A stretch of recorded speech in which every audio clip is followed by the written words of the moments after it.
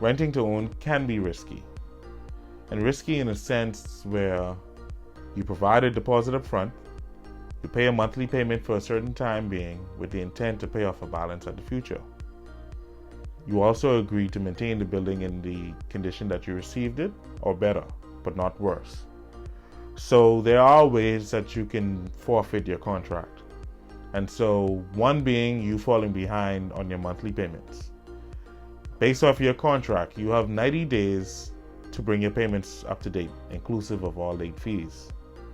And so what this means is if you were behind for January and February, and March is approaching where your third payment is due, and the owner gives you a notice that, hey, we're going to start the eviction process, you have until the 90-day period is up or until you bring in the full amount that is owed in order to reinstate the contract.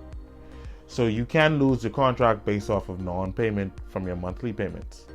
Another way that you can lose the contract is if you have the place in a condition that is worse than you received it.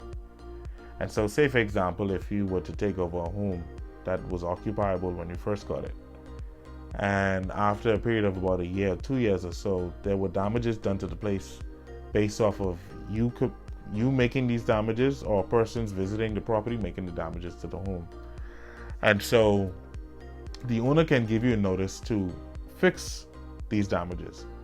And if they aren't fixed within reasonable, I guess, it has to be reasonable in terms of fix. It can't be where a cracked window pane. It's something more to the fact that if you start some roof work and you have a big gaping hole inside the roof and it's starting to rain and now it's leaking through the roof, that's a threat. You're reducing the value of the building. So you can lose the contract if you aren't maintaining the place at the standard that you received it.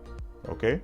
Another way that you can lose the contract is if you're doing something malicious at the property. And the kind of clients that we work with, we don't foresee this happening. But malicious being selling drugs out of the property, or having a shop at the property in an area where a shop shouldn't be because of government zoning issues. So there are realistic ways that you can, and fair ways that you can lose the contract, but it's more so based off of negligence as opposed to a seller being difficult or a seller being unfair. Because in the previous talk about can the seller change their mind, as long as you're living up to all of the obligations of your contract, the seller cannot sell to anybody else or take you out of the contract. Another way too that I didn't mention was if you cannot pay off the balance at the end of the contract. And sometimes based off of your relationship during the time of the contract, you can get an extension with the owner. It's not guaranteed. It's based off of your relationship and based off of your history. And based off of the proof that you actually went into a bank and tried to receive financing for the mortgage, and you tried, and you may need some more time. But in a case where you haven't tried anything to purchase it, you haven't maintained it, and you're falling behind on your payments, you will lose your rent-to-own contract. Okay? So if you are serious about renting to own, you have to come in this with the sense of responsibility, the sense of, hey, I'm obligated to meet these demands based off of what the contract says. I don't have to do anything more than that, but you are responsible for holding up your end of the bargain, or there are consequences that can be avoided too.